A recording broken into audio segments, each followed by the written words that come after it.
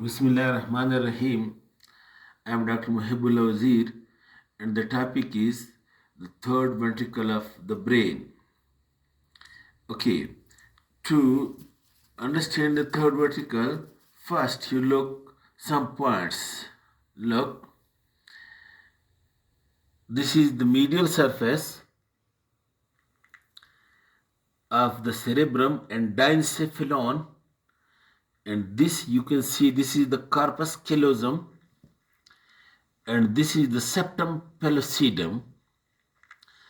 Then you can see this column which is called as fornix, and then you can see over here this is the anterior commissure, and then this you can see this lamina, this is lamina terminalis, and then look, this is the optic chiasma, and over here this small tubercle, this is called as tuber cinereum, and then you can see this stalk, pituitary stalk or infundibulum, and then this you can see this is the pituitary gland, and this is the pituitary fossa or epiphyseal fossa.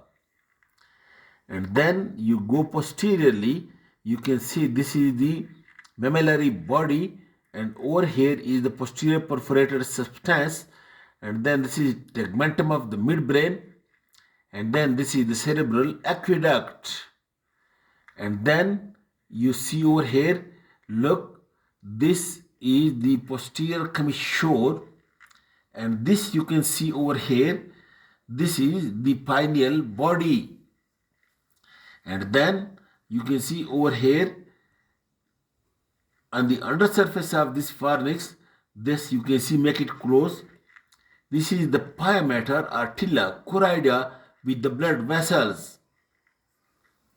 Now look, the third ventricle, it is a thin or slit-like space between the two medial surfaces of the diencephalon.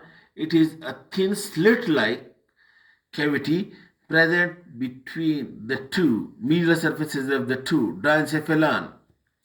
And the diencephalon, note the point, it consists of, this is the thalamus, and then this is the hypothalamus, and this is the interthalamic sulcus that separate the thalamus from the hypothalamus.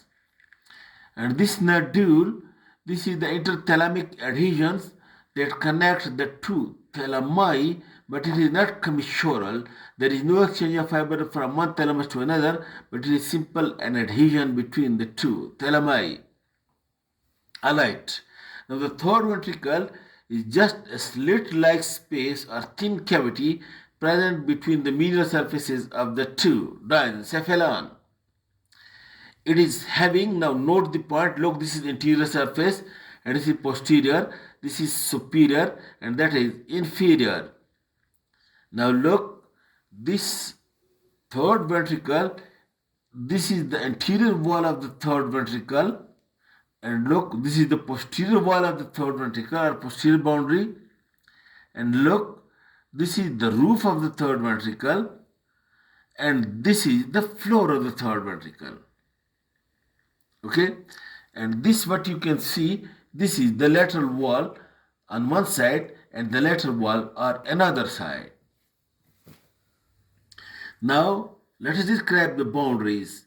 Now this anterior boundary or anterior wall is, you can see, look, it is being formed by this anterior commissure and by this lamina terminalis.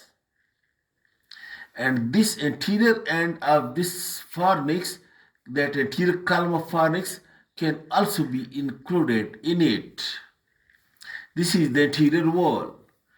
And then you can see this is the posterior wall or the floor of the third ventricle, and you can see it is formed, number one, by this optic chiasma, and number two, by this tuber cinereum, and three, this infundibulum or pituitary stalk, and then by this mammillary body, and then by this posterior perforated substance, and then tegmentum of the midbrain, This forms the posterior wall or floor of the third ventricle. And then the posterior wall or this posterior wall, it is being formed number one by this spinal body and number two by this posterior commissure and include you in it. This is cerebral aqueduct also. This is the posterior wall of the third ventricle, and over here you may find the habenular commissure also over here. And then the lateral wall, as you can see very clearly, it is being formed by the thalamus above, by the hypothalamus below. The features on the lateral wall also present over here is the interthalamic sulcus and interthalamic adhesion.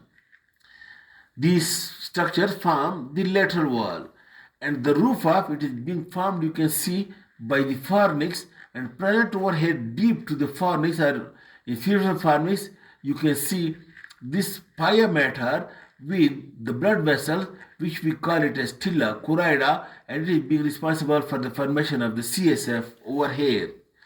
These are the boundaries of the third ventricle. Then the third ventricle is being connected by a foramen present over here, which is called as interventricular foramen or interventricle of Monro, that connects the third ventricle with the lateral ventricle, which is present in the cerebrum. The lateral ventricle is present over here in the cerebrum, present over here. From this, the foramen comes over here at the anterior end of the third ventricle and brings the CSF from the lateral ventricle to the third ventricle. And then the third ventricle inferiorly is being connected through this canal, which is called a cerebral aqueduct or aqueduct of Sylvius, that take the CSF from this third ventricle to the fourth ventricle. This is the fourth ventricle. Okay, and then you find over here, look, that the cavity of the third ventricle outpockets into this optic chiasma. You can see it like this, outpocketing over here and over here. And you can see into the pineal body, outpocketing.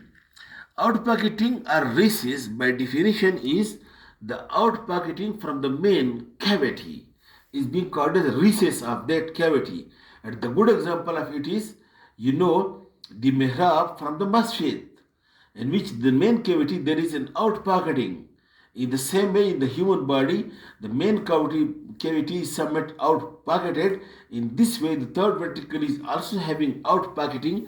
Number first, you can see over here the encroachment of the cavity inside the optic chiasma, which is called as chiasmatic recess. And above that, one recess may be present, which is called as supra-optic recess.